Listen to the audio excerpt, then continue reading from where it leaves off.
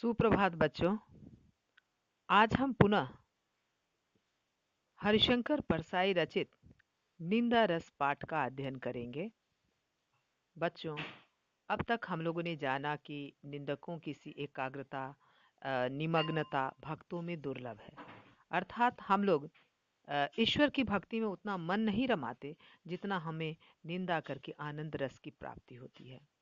इसलिए संतों ने निंदकों को आंगन में कुटिया बनाकर पास रखने की सलाह दी है, ताकि हम अपनी निंदा सुनकर अपने अंदर की बुराई को दूर कर सके।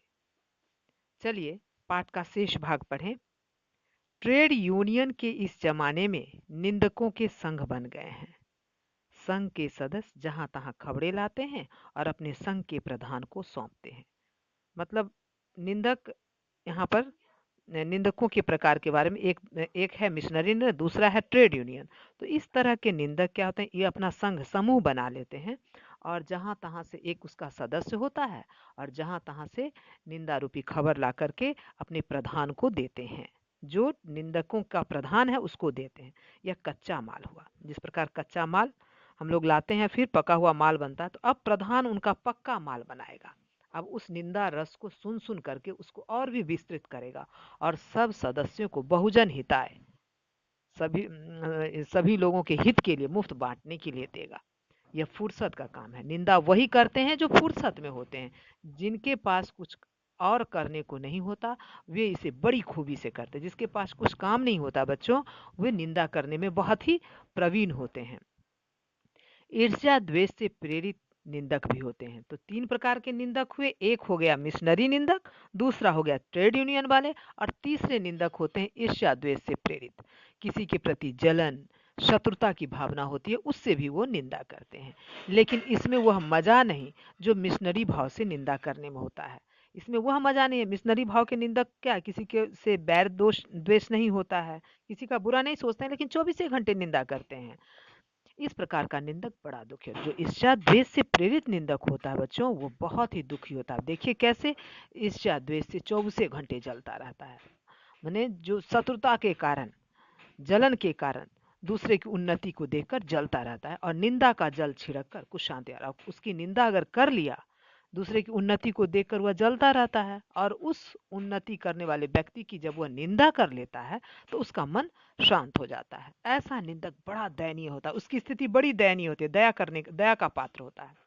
अपनी अक्षमता से पीड़ित, अपनी अक्षमता, निंदा कौन करता है, जो अक्षम है, जो कुछ कर नहीं सकता है। दूसरे व्यक्ति जो करते हैं उसकी टांग खींचने में हमेशा लगा रहता है निंदा करके। तो अपनी अक्षमता से पीड़ित वह बेचारा दूसरे की ये स्वक्षमता के चांद को देखकर सारी रात जागता है। मैंने दूसरे जो उन्नति करते हैं उसको देखकर वह पीड़ित होता रहता है, जलता रहता है, और दूसरे की उन्नति रूपी चांद को देखकर वह सारी रात जागता है। ईर्ष्या द्वेष से प्रेरित निंदा करने वाले को कोई दंड देने की जरूरत नहीं है। अगर ईर्ष्या द्वेष से जो प्रेरित है, जो आपसे जलन करता है, शत्रुता की भावना रखता है, आपकी उन्नति को देखकर जो जलता है, उसको दंड देने की नहीं आवश्यकता है। देखिए क्यों, वह निंदक बेचारा स्वयं दंडित हो जाता है, स्वयं दंडित हो जाएगा। आप चैन से सोइए, वह जलन के कारण सोएगा। उसे आपकी उन्नति देखकर तो उसे जलन होता है, तो वह सो नहीं पाएगा। उसे और क्या दंड चाहिए।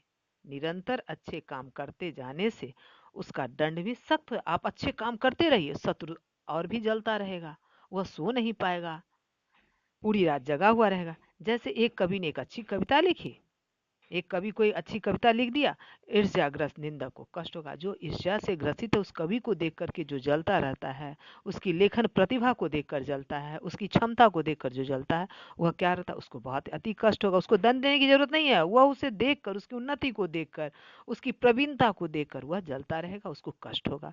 अब अगर एक और अच्छी कविता लिख दी तो उसका कष्ट दुगना हो जाएगा, और फिर अगर वह अच्छा कविता लिख दिया तो उसका कष्ट और भी दुगना हो जाएगा। इसलिए उसे दंड देने की आवश्यकता नहीं है। आप अच्छे काम करते रहिए और वह, उसके लिए वही दंड होगा। चलिए बच्चों, गृह कार्य नोट करें। कुछ लोग प्रायः किस लिए झूठ बोलते हैं। मिशनरी निंदक कैसे होते हैं। तीसरा क्वेश्चन, लेखक क्या सोचकर कांप उठा। चलिए आज के लिए इतना ही। धन्यवाद।